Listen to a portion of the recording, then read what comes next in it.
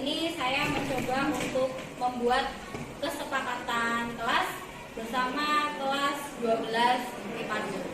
Assalamualaikum warahmatullahi wabarakatuh. Waalaikumsalam warahmatullahi wabarakatuh. Oke, apa kabar semuanya? Baik. Ada yang tidak berangkat hari ini? Ada. Ya. Siapa yang tidak berangkat? Saya.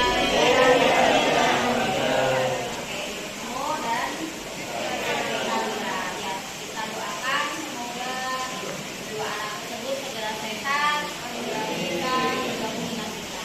Oke, hari ini saya awal mulai pelajaran ya, kita akan membuat kesepakatan kelas.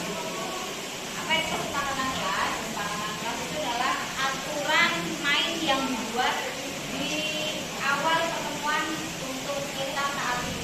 Jadi nanti yang membuat kalian, untuk kalian dan oleh kalian, ya. Nah, nanti bagaimana caranya? Yang pertama nanti saya akan membagikan sticky note, ya. Dan nanti kalian menuliskan aturan-aturan, kesepakatan-kesepakatan atau hal yang ingin kalian ungkapkan, ya. Jadi nanti di kesepakatan itu nanti adalah hal-hal yang kalian buat untuk kenyamanan kelas, ya. Dan tentunya itu nanti yang melakukan adalah kalian. Ketika ada temannya yang tidak atau yang melanggar kesepakatan itu, maka dia harus bertanggung jawab terhadap kesepakatan yang sudah kalian. Gitu ya, paham ya? Oke, silakan saya minta tolong salah satu untuk membagikan ini. Mbak minta tolong menjawab.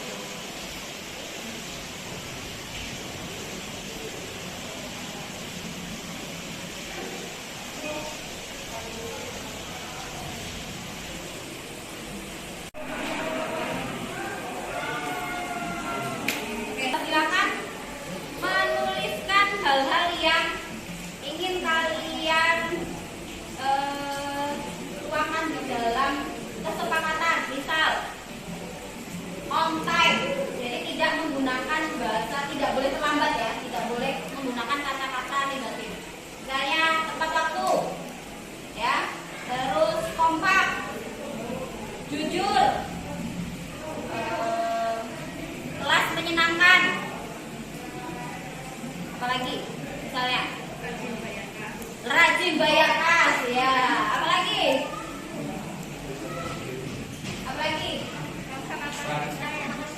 melaksanakan piket, ya, bagus. Apalagi membuang sampah pada tempatnya, ya. Silakan coba kalian menuliskan yang ingin kalian sampaikan di kertas yang sudah kalian dapatkan. Boleh makan di kelas? Jujur, ya boleh. Ya ora artinya lah karepe. Siji loro.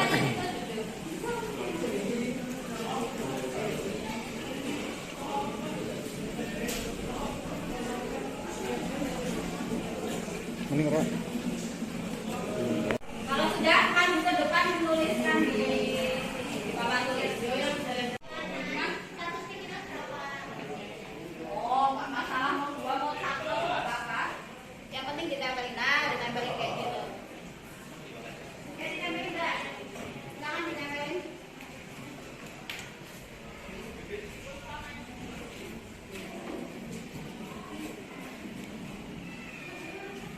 Anak yang maju nanti di syuting juga ya.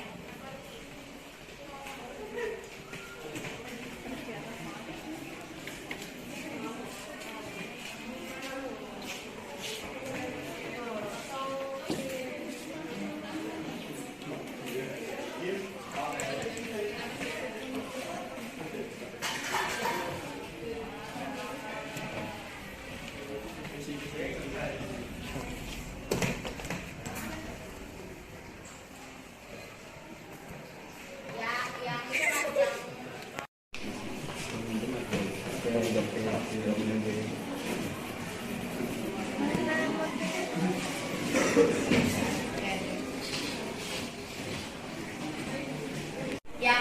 sudah ditulis sama teman-teman. Bertanggung jawab, Ya. piket sesuai jadwal, tepat waktu. Setelah meminjam harap dikembalikan. Ya.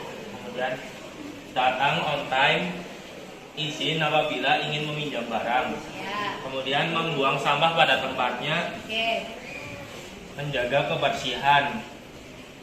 Kemudian masuk kelas tepat waktu,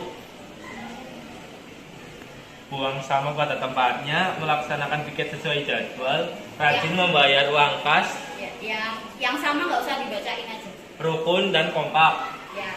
berbicara dengan sopan di dalam kelas, memakan makanan sendiri, berkompetisi secara sehat, menggunakan atribut atau seragam dengan komplit, saling mensupport satu sama lain, wajib memakai sepatu, solid, kemudian budaya 4R, ramah, resik, rawat, rajin. Sudah, Bu. Ya, terima kasih. Oke, tepuk tangan.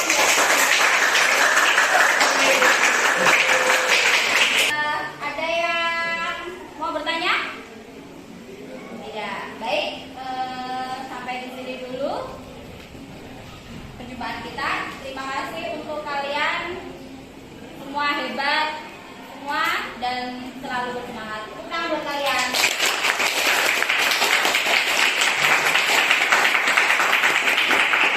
Assalamualaikum warahmatullahi wabarakatuh. Nama saya Kiflan Irfani dari kelas 12 MIPA 2. Dengan adanya kesepakatan kelas ini, menurut saya dapat membuat saya menjadi lebih rajin dan terampil, dan membuat suasana kelas menjadi lebih disiplin dan teratur, dan membuat teman-teman saya menjadi lebih baik dari sebelumnya. Terima kasih. Nama saya Hana Larasati dari kelas 12 MIPA 2. Karena kesepakatan ini dibuat langsung oleh saya dan teman-teman, saya jadi merasa lebih bertanggung jawab dalam melaksanakannya dan juga bertanggung jawab dalam pelaksanaannya.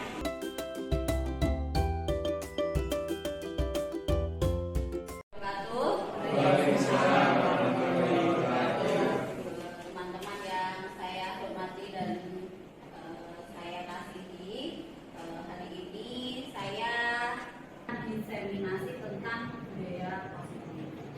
Nanti kita akan saling boleh nanti panjenengan bertanya kalau misalnya ada pertanyaan.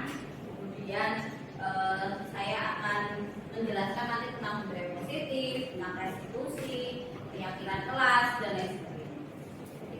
Oke, sebelum memulai acara pada siang hari ini, alangkah lebih baik kita memulainya dengan berdoa. Siapa yang dari teman-teman, siapa yang mau memilih doa? Oh ya, Pak Fuad. Adalah teman-teman semua mengalami kegiatan di siang hari ini, mari kita berdoa sesuai ajaran dan masing-masing. Berdoa mulai.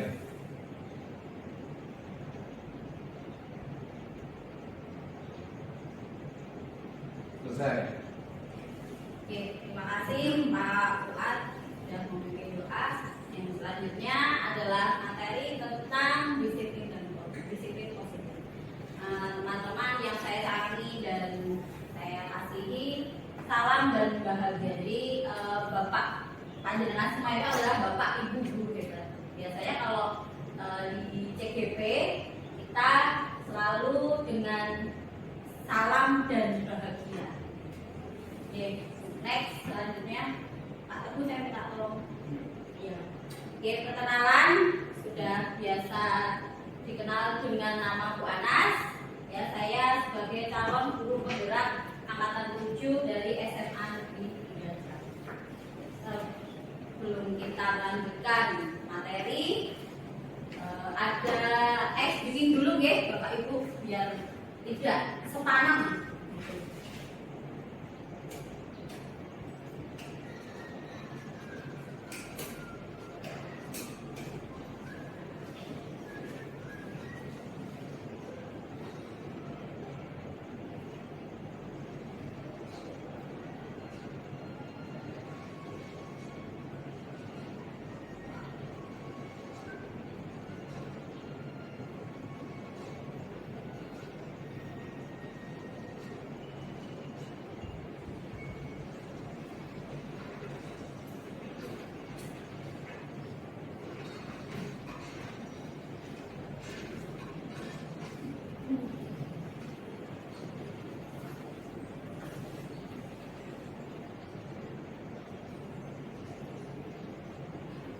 Saya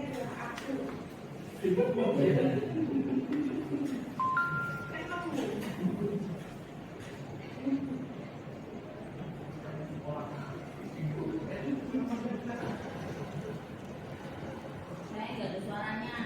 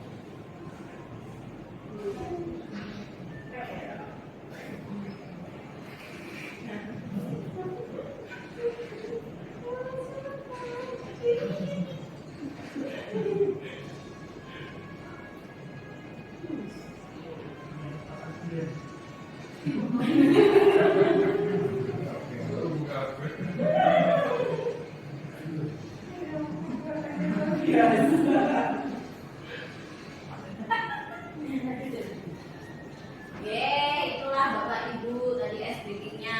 Nah, dari film itu apa yang didapat dari Bapak Ibu semua? Pantang menyerah. Ya, Selalu pantang menyerah. berusaha meskipun kadang-kadang gagal. Pantang menyerah. Sombong, ya boleh, ya. Budaya. Nyepelek, ya. Sudah di. Apalagi Pak Wahyu apa? Bagusan. Oh, cukup bagusan sombong ya. Menganggap remeh. Oke, Bapak Ibu, jadi sebetulnya itu betul semua. Jadi suatu masalah itu biasanya tergantung dari sudut pandang kita. Sudut pandang kita sebelah mana? Dan semua jawaban dari Bapak Ibu tadi itu betul. Nah, dikaitkan dengan budaya positif, nanti itu ada kaitannya dengan budaya positif yang akan kita bicarakan pada hari ini. Monggo Pak untuk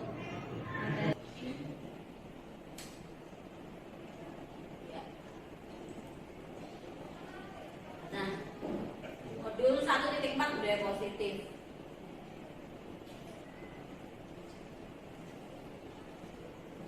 Selanjutnya. Jadi ada pertanyaan pemantik. Apakah Anda setuju dengan pernyataan ini?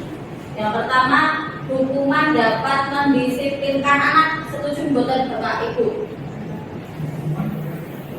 Hukuman dapat mendisiplinkan anak. Setuju. Setuju, ada yang setuju, ada yang tidak. Oke, boleh. Yang kedua, pemberian hukuman dengan hal positif seperti membaca atau membersihkan halaman sekolah dapat meningkatkan disiplin anak. Iya. Bisa. Oke. Kemudian yang ketiga, memberi penghargaan dapat meningkatkan motivasi belajar anak. Setuju mbak ini? Setuju ya. Jadi yang nomor 1 tadi juga ada yang setuju, dapat mendisiplinkan anak. Yang kedua, pemberian hukuman dengan hal yang positif juga meningkatkan disiplin anak juga setuju. Kemudian ketiga, memberi penghargaan dapat meningkatkan motivasi belajar anak. Ya, itu setuju juga. juga. Jadi ada beberapa macam tanggapan gitu ya, dan semuanya tidak ada yang salah, semuanya betul. Jadi disesuaikan dengan kondisi dan situasi pada saat itu. Sebetulnya seperti itu. Ya, selanjutnya. Nah, ini nanti yang akan kita bahas Bapak Ibu, ada disiplin positif dan nilai-nilai kebajikan universal, ada teori motivasi, hukuman dan penghargaan serta restitusi, kemudian pembentukan keyakinan kelas. Nanti akan kita bahas ya, peraturan sama keyakinan itu bedanya apa. Kemudian kebutuhan dasar manusia dan dunia berkualitas. Kemudian yang selanjutnya yang kelima restitusi, posisi 5 posisi kontrol. Kemudian yang selanjutnya adalah restitusi segitiga restitusi. Ya, selanjutnya Pak. Yang pertama adalah disiplin positif dan nilai-nilai kebajikan universal. Ya, monggo. Nah, sekarang coba Bapak Ibu mengepalkan tangannya. Bayangkan di kepala tangan Bapak Ibu ini ada secari kertas kecil yang digenggam, gitu ya.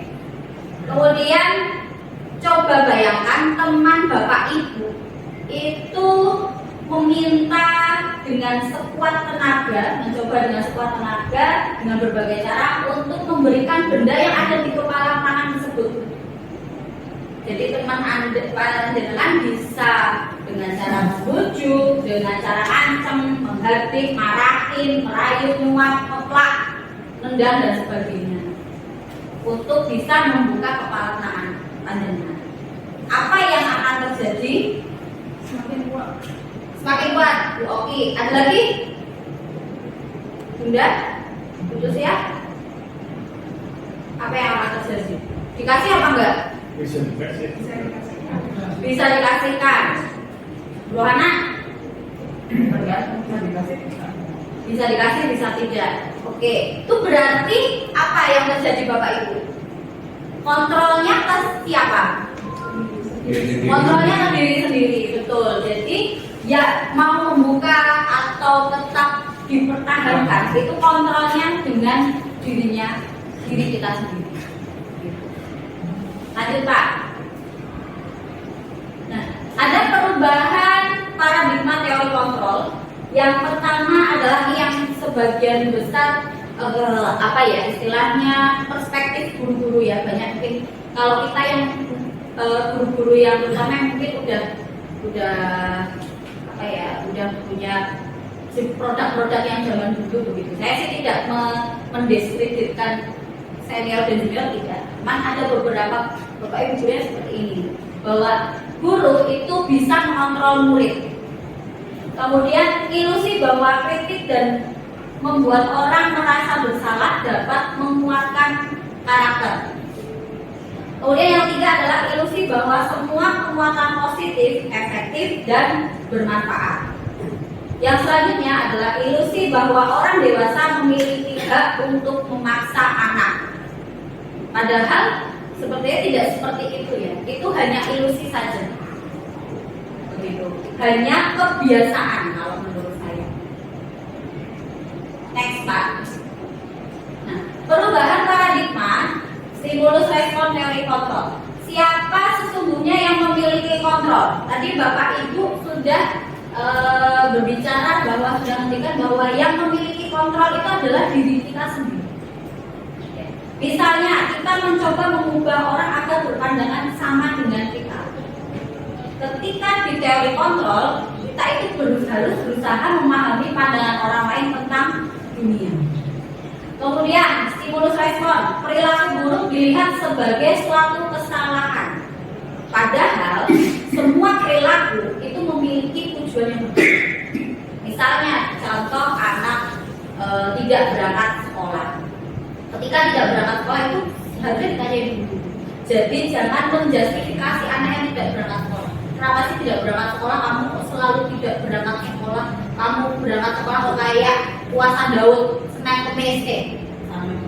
Daud sehari masuk, sehari enggak. Ya itu ada, dan itu baru kemarin waktu pelaksanaan AKOS kemarin itu ada yang seperti itu. Ada guru yang bilang bahwa ini anak itu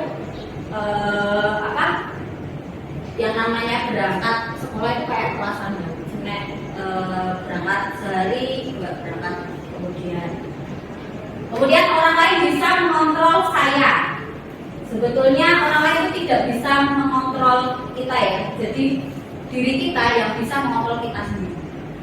Kemudian saya bisa mengontrol orang lain, ternyata kita itu tidak bisa mengontrol orang lain. Kemudian pemaksaan pemaksaan ada pada saat rujukan gagal. Nah, kolaborasi dan konsensus menciptakan pilihan-pilihan baru. Jadi sebetulnya yang namanya pemaksaan itu tidak diperbolehkan. Jadi sebetulnya yang lebih baik adalah dengan menciptakan pilihan-pilihan yang baru. Kemudian model berpikir menang atau kalah. Nah, model berpikir win-win solution sebetulnya. Oke, selanjutnya Pak. Nah, ini disiplin positif yang menciptakan teori kontrol atau teori pilihan itu adalah Dr. William Glasser ya. Di sini ada beberapa skema. Anda tidak bisa mengontrol orang lain, hanya Anda yang bisa mengontrol diri saya sendiri. Kemudian semua perilaku memiliki tujuan. Model berpikir menang-menang atau win-win solution ya. Kolaborasi dan konsensus menciptakan pilihan-pilihan baru. Kemudian realitas kebutuhan kita berbeda. Ya. Anda tidak bisa mengontrol orang lain. Nah, ini ada kita belajar makna disiplin, ya. Belajar kontrol diri dengan menggali potensi kita agar tercapai tujuan yang mulia, yaitu menjadi orang yang kita inginkan berdasarkan nilai-nilai yang kita hargai. Nilai-nilai yang kita hargai itu seperti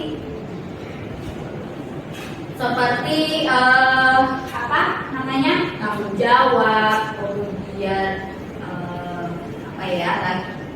lagi ya nilai-nilai yang biasanya kita hargai itu jujur, apalagi rasa, toleransi, dan lain sebagainya.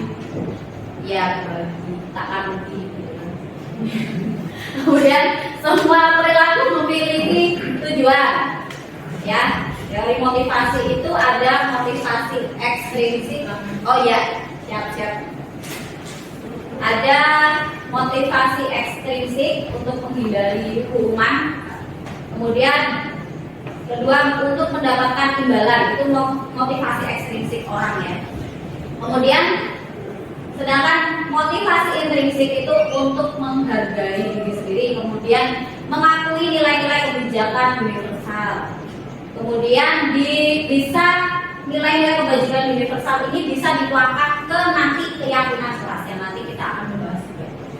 Kemudian model berpikir menang-menang, kolaborasi konsensus menciptakan pilihan-pilihan baru. Itu ada 5 posisi kontrol. Yang pertama adalah menghukum, kedua membuat rasa bersalah, yang ketiga teman, keempat memantau, yang kelima manajer.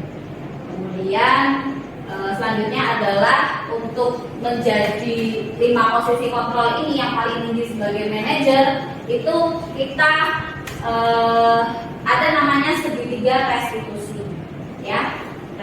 Ketika ada anak yang memiliki permasalahan, kita bisa menggunakan segitiga restitusi. Nggak harus guru BK, karena saya BK. Dulu waktu pelajaran pun, waktu mahasiswa pun juga sempat mempelajari ini, cuma tidak begitu dalam. Nah, ini ketika di JGP ternyata ada lagi yang namanya segitiga restitusi. Ya. Yang pertama adalah stabilitas identitas, yang kedua validasi kebutuhan, ketiga menanyakan keyakinan. Nah, kemudian untuk kebutuhan dasar manusia itu ada 5. Yang pertama adalah bertahan hidup, yang kedua penguasaan, ketiga kasih sayang, keempat kesenangan dan kebebasan. Selanjutnya Pak. Sebetulnya yang dimaksud dengan disiplin itu apa? Oke. Saya menurut jenengan. Disiplin itu adalah belajar untuk segala sesuatu harus ditata. Segala sesuatu harus ditata. Oke, Pak Fuad, apa Pak? diri kita dalam menghargai apa yang sudah orang lain instruksikan. Begitu. Ya, menghargai orang lain gitu ya. Orang lain yang ada lagi mungkin ya. Kan dia Harus semangat ya. dia Semangat. Disiplin itu mematuhi segala tahap aktif yang sudah dibuat. ya. Tata tertib yang sudah Oke. Nah, sebetulnya disiplin itu dari bahasa Latin disiplina yang artinya belajar. Oke. Dan makna asal kata ini berkonotasi dengan disiplin diri dari murid-murid Socrates dan Plato. Disiplin diri membuat orang menggali potensinya menuju sebuah tujuan apa yang dia hadani. Jadi istilahnya kayak keyakinan diri ya.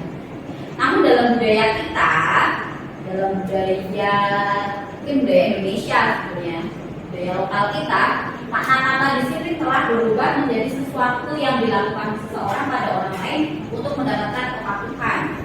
Kecenderungan umum adalah menghubungkan kata disiplin dengan ketidaknyamanan, bukan apa yang kita hargai atau satu pencapaian tujuan. Oke, selanjutnya Pak. Kemudian ini adalah nilai-nilai kebajikan universal.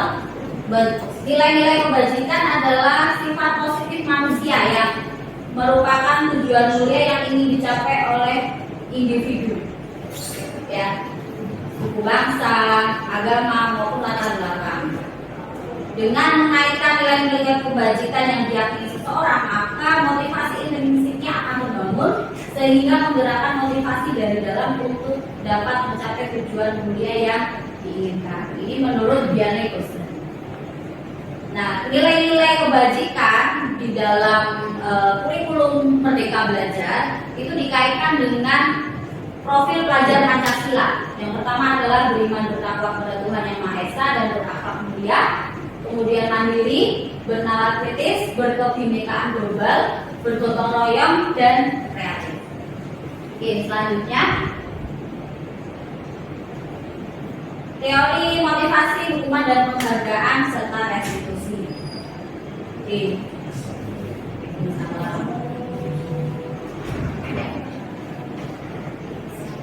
Selanjutnya Pak. Nah, motivasi perilaku manusia itu sebetulnya ada dua, ya, motivasi eksternal dan internal. Kalau motivasi eksternal itu biasanya seseorang kenapa dia menghindari hukuman, itu yang pertama untuk menghindari ketidaknyamanan atau hukuman, ya. Apa yang akan terjadi bila saya tidak melakukannya? Kemudian yang kedua untuk mendapatkan penghargaan dari orang lain. Misalnya ketika saya melakukan, ketika saya disiplin, misalnya masuk jam pelajaran kalau anak ya, masuk sekolah dengan tepat waktu, apa yang akan saya dapatkan? Nah, kalau motivasi internal itu sudah bisa menghargai diri sendiri. Saya akan menjadi orang yang seperti apa bila saya melakukannya. Jadi sudah punya motivasi diri, jadi tidak bisa dipengaruhi oleh orang lain. Selanjutnya Pak, merdeka menurut Ki Hajar Dewantoro itu adalah merdeka yang tidak hanya terlepas dari perintah, namun juga cakap untuk memerintah diri sendiri. Artinya bisa mengontrol diri sendiri, tahu mana yang baik dan mana yang buruk. Seperti itu. Kemudian selanjutnya restitusi, ya, kita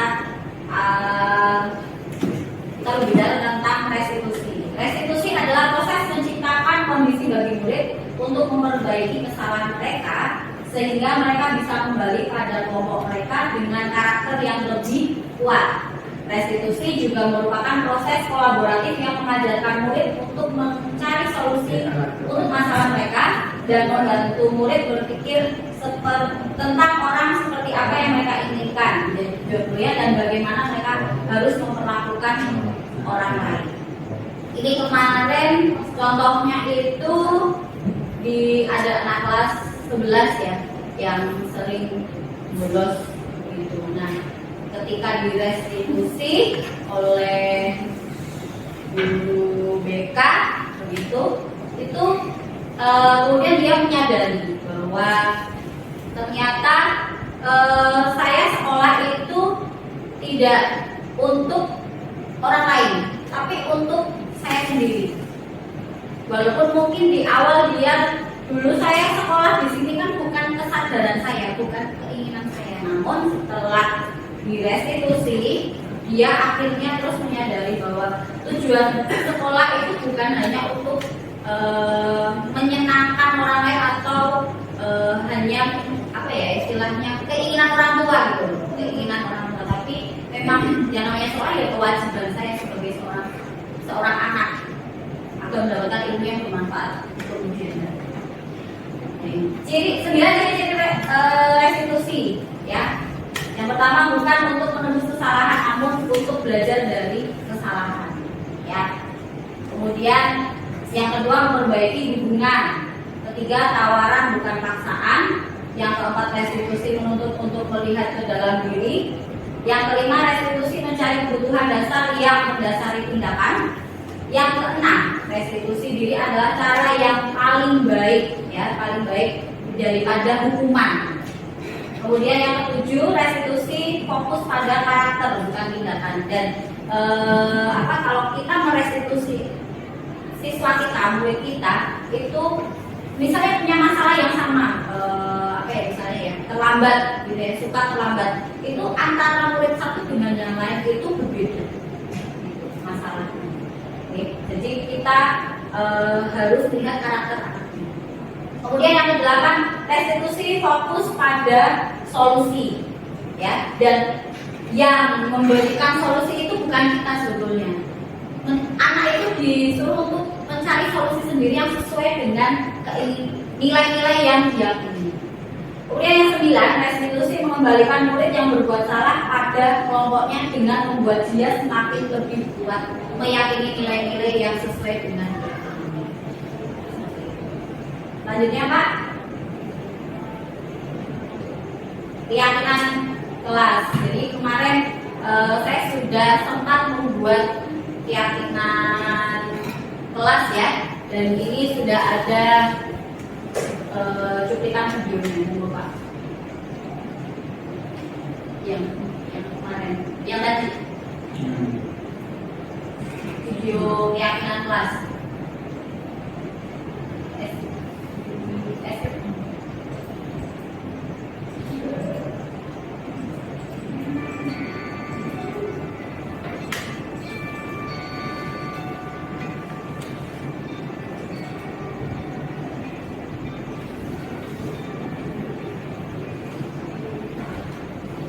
Assalamualaikum warahmatullahi wabarakatuh.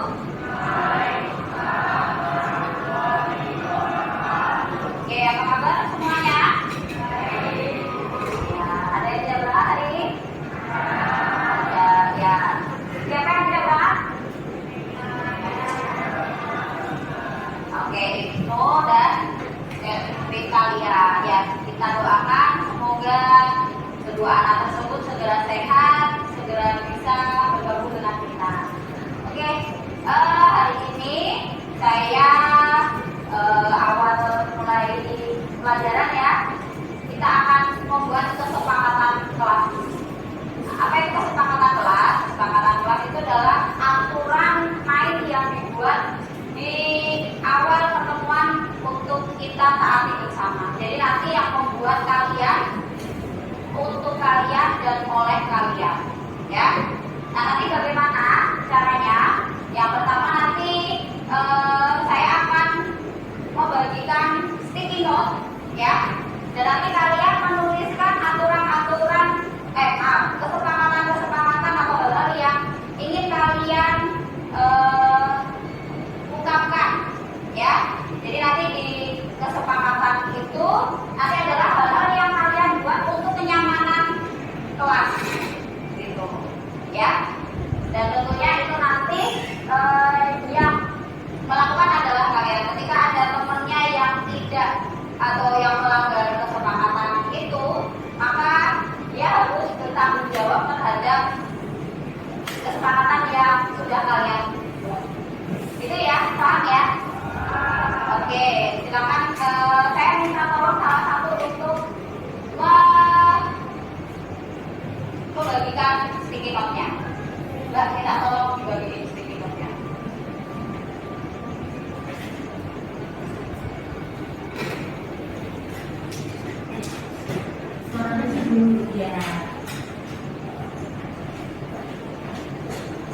Dari ya sini satu.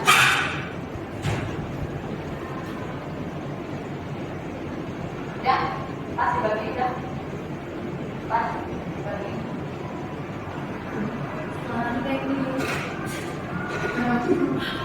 Oke, udah. Udah, Pak.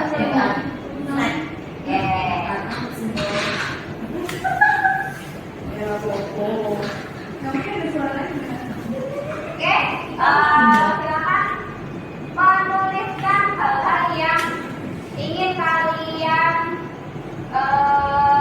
tuangkan di dalam kesepakatan. Misal on time, jadi tidak menggunakan bahasa, tidak boleh terlambat ya, tidak boleh menggunakan kata-kata negatif. Misalnya tepat waktu, ya, terus kompak, jujur, telah menyenangkan, apalagi misalnya berhasil bayar kas, ya, apalagi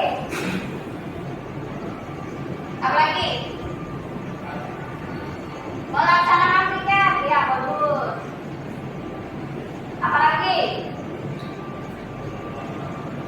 membuang sampah pada tempatnya, ya. Silakan coba kalian menuliskan yang ingin kalian sampaikan di kertas yang sudah kalian dapatkan.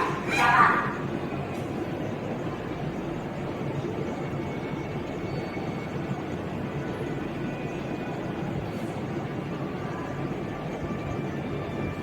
Coba Bapak. Lagi tulis misalnya on time, tulis saja on time. Boleh. Hah? Boleh saja itu jujur. Iya, pakai kalau lagi kamera itu. Anak yang ini. Setelah itu silakan kalau sudah maju ke depan menuliskan di sini di papan tulis. Ditempel, ya ditempel. Silakan. Ayo Mbak.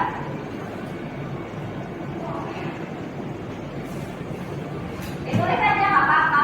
Ditempelin aja. Iya, nempelin dong. Yuk. Ayo, sini doang. Nempelin aja, biar banyak kali ikutin lagi ya. Iya, satu aja. Dua ya boleh. Kalian biar banyak di situ. Bapak, lah itu satunya, tempel. Harus diedit. Sampainya keluar ya sih? Sampai. Iya. Sampai nih. Oh, nggak masalah. Satu aja nggak apa-apa. Yang penting ditempelin aja, yang penting kayak gitu. Apa? Ini. Ya ditempelin Mbak. Silakan ditempelin.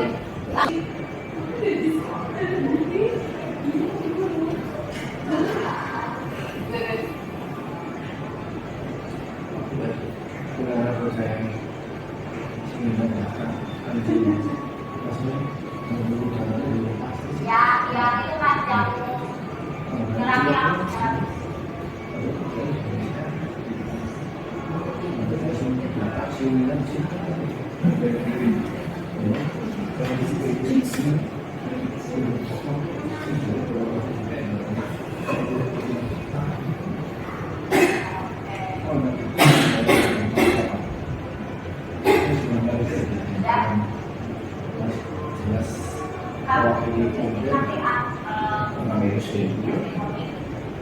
Si anak sama si jangan ya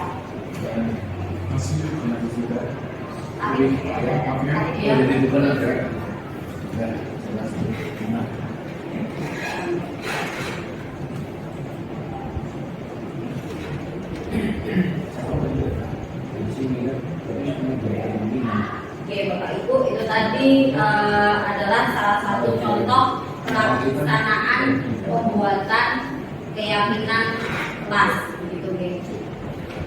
Nah, kenapa tidak peraturan saja? Kenapa harus keyakinan kelas? Nah, ini ada beberapa pertanyaan pemantik gitu guys. Kenapa kita memiliki peraturan harus menggunakan helm bila mengendarai kendaraan roda 2?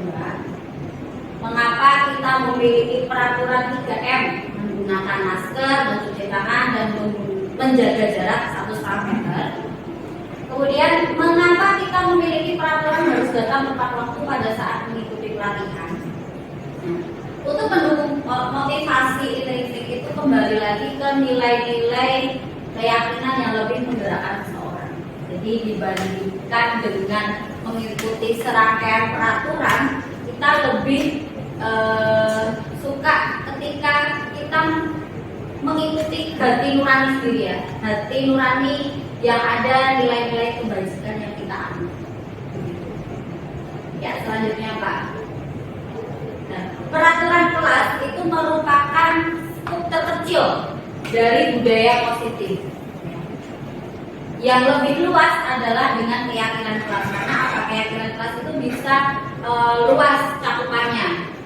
Kemudian ketika keyakinan kelas itu sudah dimulai dilakukan terutama oleh murid-murid kita dari kelas 10 sampai kelas 12, maka keadaan itu akan membuat lingkungan yang positif sehingga menciptakan budaya positif yang ada di sekolah.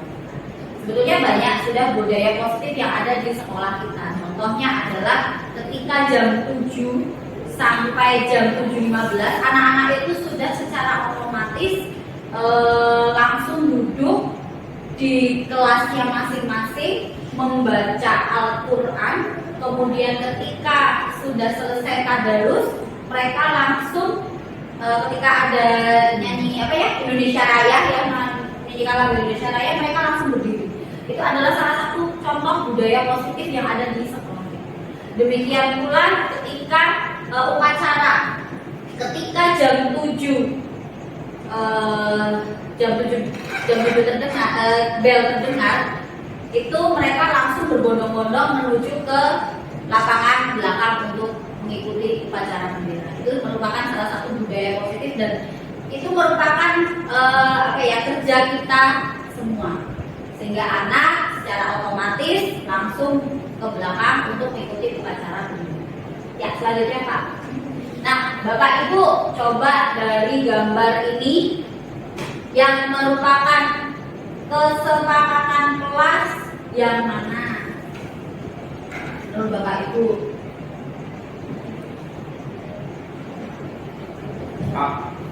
Yang kanan apa yang kiri? Benar ya? Kanan atau kan? Yang kanan. Kenapa? Ada dua unsur guru dan murid. Ada dua unsur guru dan murid. Oke, kalau yang ini kira-kira yang membuat siapa Bapak? Guru. Ya, ini yang membuat adalah guru. Padahal kesepakatan kelas itu yang membuat adalah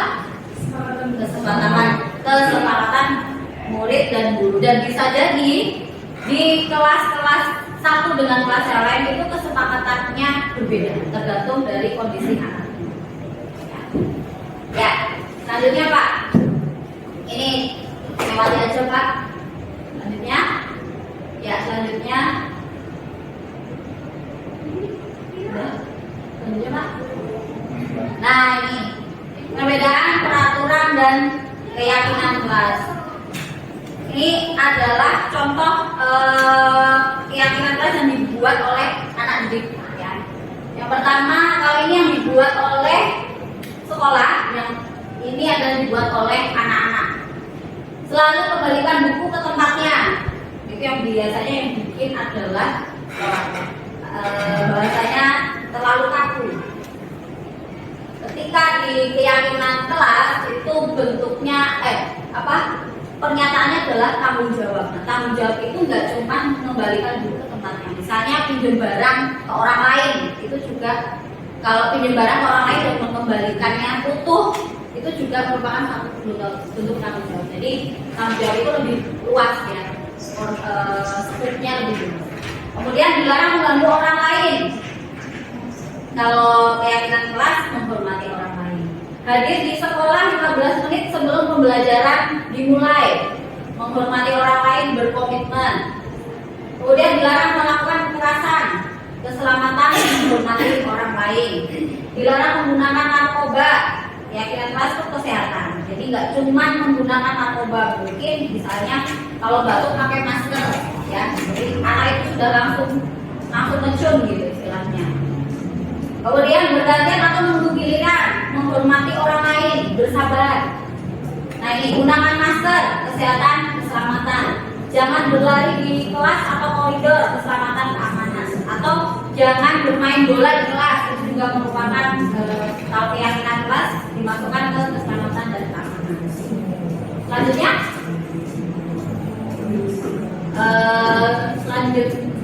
Pak, ya, dihukum oleh penghargaan. Nah, Bapak Ibu, ternyata yang namanya penghargaan itu bisa dijadikan hukuman, ya. Kenapa seperti itu? Karena seseorang misalnya ketika dia juara satu, ada 5 orang ya, 5 orang yang mengikuti kejuaraan. Nah, biasanya kan hanya ada juara 1, 2, 3. Ya, yang 4 sama 5 ini biasanya juara harap-harap emas, ya kan? Nah ini yang 1, 2, 3 kalau dia juara, dia merasa itu sudah hebat, merasa itu pencapaian. Tapi yang juara kelima bagaimana Bapak Ibu perasaannya? Rasanya gimana? Merasa sedih, merasa kalah, putus asa, betul, ya. Nah, ketika si juara 1 ini suatu saat lomba lagi kok tidak juara 1 tapi malah jadi juara 5, dia akan kecewa, ya. Sehingga dia akan menurunkan kualitasnya dia. Karena lah mengapa tadi ada juara, kecewa ya. Jadi penghargaan bisa menurunkan kualitas.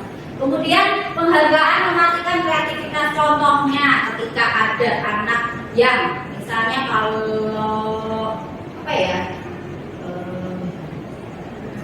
ada anak yang pinter bikin puisi gitu ya, pinter bikin puisi, dimasukkan ke majalah, dia terus mendapatkan uang. Nah itu dia bikin puisi itu bukan berarti dari dalam intrinsiknya dia, tapi bisa jadi karena mendapatkan hadiah. Nah itu bisa mematikan kreativitas. Ketika tidak ada hadiah, ya dia tidak akan membuat puisi. Kemudian penghargaan mengurangi motivasi intrinsik, ini jelas ya. Jadi ya itu tadi yang seperti yang pertama, ketika dia tidak juara lagi, dia akan berkurang motivasi untuk berkompetisi. Ya selanjutnya. Nah ini ada beberapa contoh hukuman dan konsekuensi, ya. Yang pertama, mencatat 100 kali dalam buku kalimat saya tidak akan terlambat lagi karena terlambat ke sekolah. Itu merupakan hukuman ya Bapak Ibu ya. Kemudian lari mengelilingi lapangan basket 2 kali karena terlambat hadir di sekolah. Itu juga merupakan hukuman.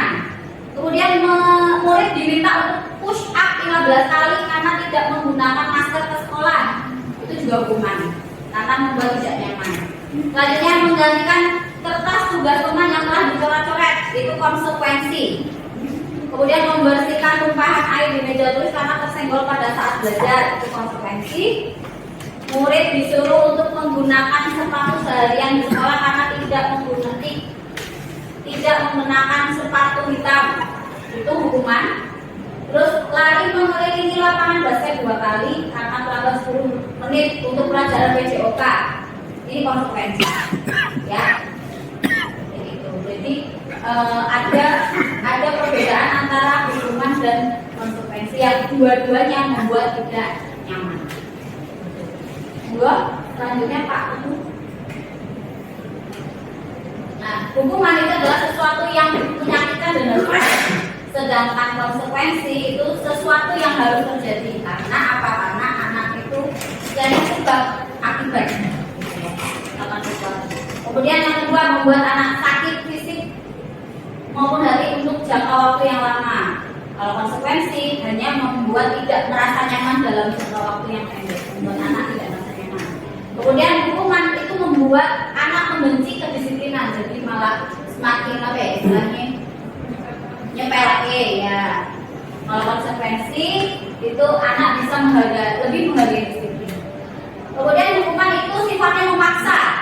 Kalau konsekuensi sifatnya stimulus tanggapan. Ya, ketika anak berbuat, ya nanti ada akibatnya. Kemudian hukuman mendorong anak menyakiti diri sendiri. Yang selanjutnya ada konsekuensi mendorong anak agar mudah menyesuaikan diri.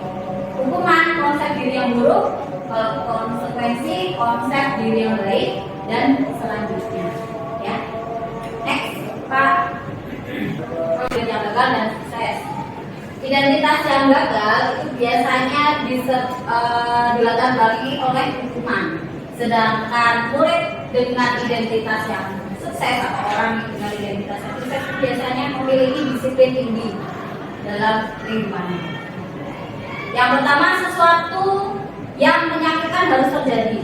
Ketika disiplin, ya, siswa dengan identitas yang sukses itu dalam konsekuensi sesuatu harus terjadi. Dia sudah menyakiti. Kemudian pada restitusi merupakan pilihan. Kemudian hukuman tidak nyaman untuk murid atau anak dalam jangka waktu yang panjang. Sedangkan konsekuensi tidak nyaman untuk anak dalam jangka waktu yang pendek. Restitusi menguatkan murid untuk anak dalam waktu jangka panjang. Hukuman korban mendapatkan keadilan. Pada konsekuensi korban bisa diabaikan, dan pada restitusi korban mendapatkan ganti. Jadi lebih positif ya restitusi. Kemudian pada hukuman murid atau anak akan tersakiti. Pada konsekuensi murid atau anak dibuat tidak nyaman. Sedangkan pada restitusi murid atau anak mendapatkan penguatan. Yang selanjutnya perilaku pasif agresif meningkat. Pada konsekuensi penguatan hanya bertahan dalam jangka waktu yang pendek, jadi tidak bisa yang lama. Kemudian pada restitusi perilakunya bisa masalahnya dapat terpecahkan. Selanjutnya pada hukuman, sistem tidak akan berjalan bila murid tidak takut. Pada konsekuensi memerlukan monitoring dan supervisi yang terus-menerus dari guru. Sedangkan pada restitusi murid belajar bertanggung jawab untuk perilakunya dan lain sebagainya. Jadi untuk hukuman identitas gagal itu biasanya negatif ke siswa.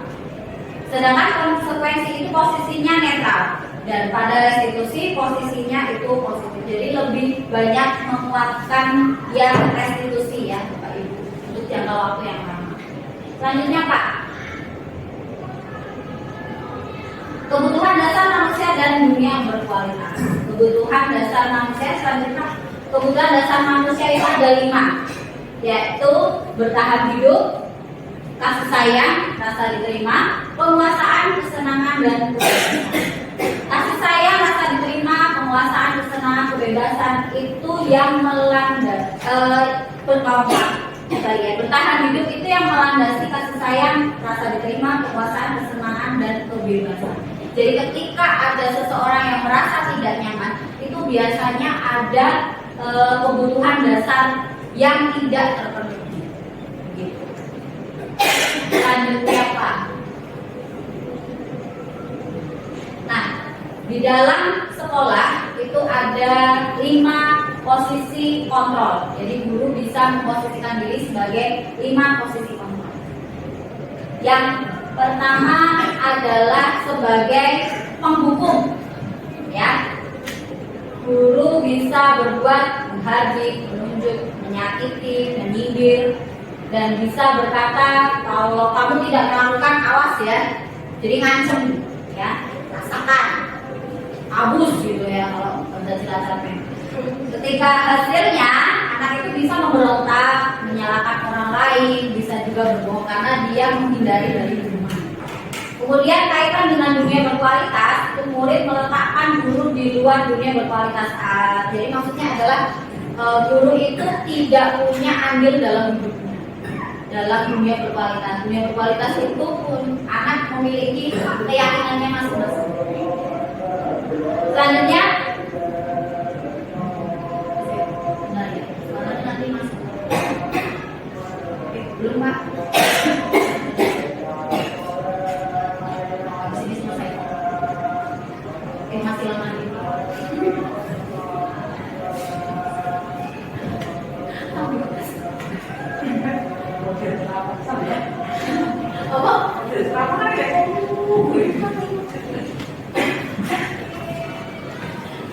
Oke, selanjutnya murid berkata, biarkan saja, nanti juga marah-marah lagi. Jadi mungkin kalau ada guru yang marah-marah itu malah biasanya murid nyepelein gitu ya, karena dia meyakini bahwa paling marah lagi, biarin aja, Nah, dampak kepada murid dengan model guru yang menghukum itu biasanya murid itu selalu mengulangi kesalahan yang sama.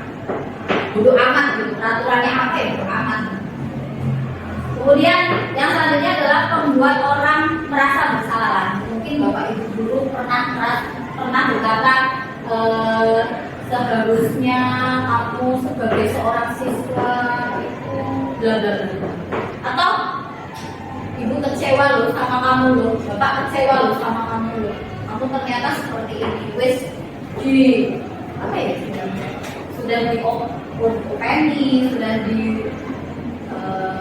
dituruti keinginannya, tapi malah sudah seperti itu.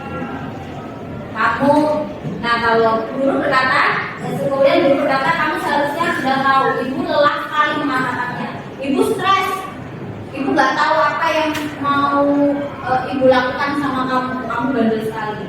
Hasilnya, murid itu biasanya menyembunyikan, nyakal, bohong.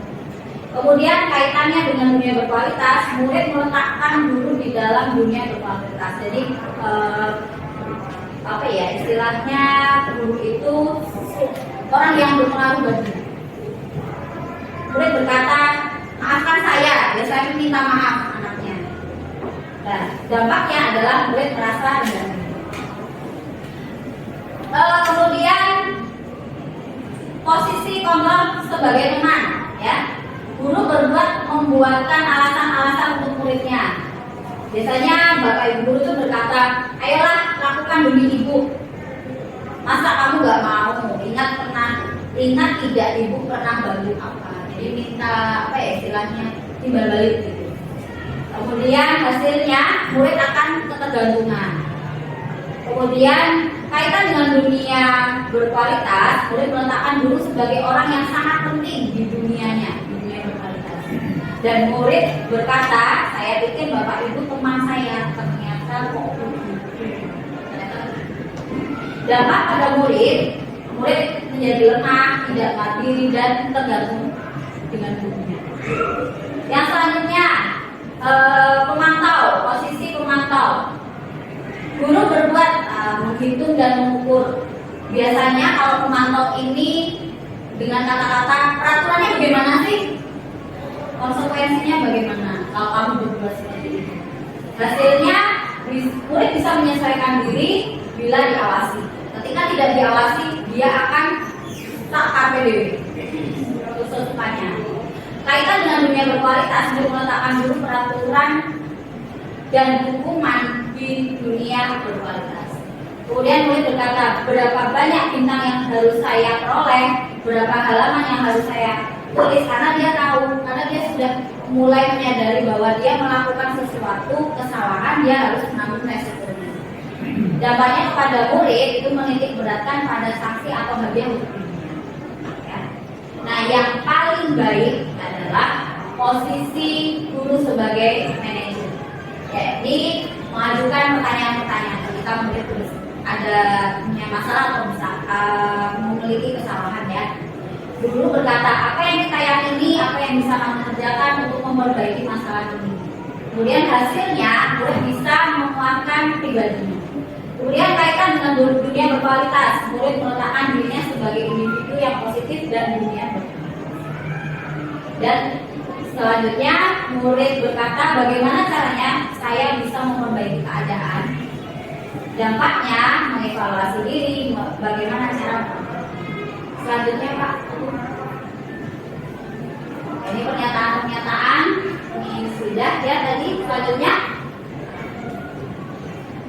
Selanjutnya Pak, lanjut ya. Nah, ini yang terakhir ada segitiga restitusi. Ya, apa itu segitiga restitusi? Segitiga restitusi itu adalah langkah-langkah dalam menyelesaikan masalah murid. Ya, dan hasilnya nanti solusi yang didapatkan dari masalah itu nantinya akan diamalkan oleh murid, dilaksanakan oleh murid, dan akhirnya nanti murid itu akan menguatkan karakternya. Yang pertama adalah menstabilkan identitas. Ini maksudnya kata-katanya ya. Ketika murid itu punya salah, kita harus mendengarkan masalahnya apa. Ya, setiap orang pasti pernah melakukan kesalahan. Kita membuat pernyataan-pernyataan yang mendukung dia. Jadi tidak membuat pernyataan-pernyataan yang istilahnya memojokkan dia. Ya, setiap orang pasti pernah memiliki kesalahan. Kamu bukanlah satu-satunya orang yang pernah melakukan kesalahan ini. Yang kedua adalah memvalidasi kebutuhan. Kamu tentu punya alasan mengapa melakukan kesalahan itu atau melakukan perbuatan. Adakah cara yang lebih efektif untuk mendapatkan apa yang kamu butuhkan? Dan yang selanjutnya adalah menanyakan keyakinan. Ini adalah langkah yang terakhir dalam segitiga restitusi. Contoh pertanyaannya adalah nilai-nilai apa yang telah kita sepakati ketika di dalam kelas, misalnya. Kemudian kamu ingin menjadi orang yang seperti apa? Kamu kedepannya pengen menjadi orang yang bagaimana? Itu adalah contoh pernyataan-pernyataan dalam segitiga restitusi. Selanjutnya Pak. Nah ini ya, tadi sudah berkata berbuat salah itu hal yang manusiawi, tidak ada manusia yang sempurna. Saya juga pernah berbuat salah dan lain sebagainya. Ini untuk membuat anak yang merasa gagal karena berbuat salah menjadi positif tentang dirinya. Selanjutnya Pak, kemudian validasi kebutuhan. Ya, kamu bisa saja melakukan hal yang lebih buruk tapi kamu tidak melakukannya kan? Kamu pasti punya alasan mengapa melakukannya. Apa yang penting bagi kamu dan sebagainya. Dan validasi kebutuhan ini membantu siswa mengenali basic need atau kebutuhan yang dipenuhinya ketika melakukan kesalahan. Ya, pada dasarnya setiap tindakan manusia tujuannya untuk memenuhi basic need. Apa itu? Power, kekuatan, freedom, kebebasan, love and belonging, perasaan cinta kasih, fun, kesenangan, atau survival, bertahan hidup. Selanjutnya, Pak. Kemudian dan menanyakan keyakinan, ya. Ini adalah langkah-langkah terakhir dalam segitiga restitusi, ya. Apa nilai yang kita percaya di kelas atau sekolah kita, nilai-nilai universal apa yang telah kita sepakati, kelas yang ideal itu seperti apa sih dan lain sebagainya. Jadi anak bisa melihat kesalahannya dihubungkan dengan norma-norma sosial atau keyakinan yang diyakini. Jadi seperti itu. Selanjutnya Pak Ibu. Nah, ini sebetulnya adalah pertanyaan yang nanti bisa dikemukakan oleh murid ketika Bapak Ibu mempraktekkan segitiga restitusi, ya. Ketika ada siswa yang memiliki masalah atau berbuat sesuatu yang menurut kita itu salah, ya. Apakah kamu ingin berbuat lebih baik? Apakah wajar membuat kesalahan dan bisakah kita memperbaikinya dan lain. Selanjutnya Pak. Nah, Bapak Ibu, ini saya mau bertanya dulu ke Bapak Ibu sebelum saya nanti diberi pertanyaan. Ini adalah refleksi kita hari ini, Bapak Ibu. Yang pertama nanti bisa dituliskan di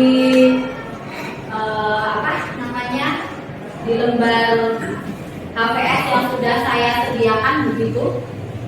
Hal baru apa yang mengubah paradigma Bapak Ibu dan apa yang Bapak Ibu dapatkan hari ini.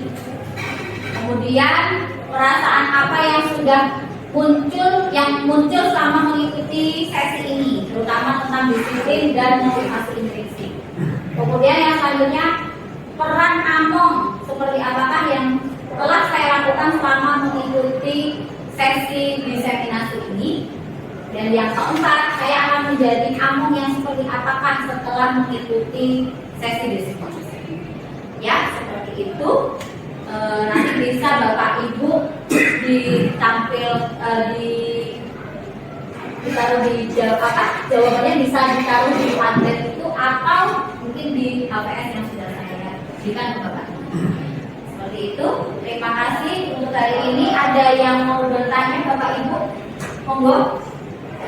Ya, Bu Oki, silakan.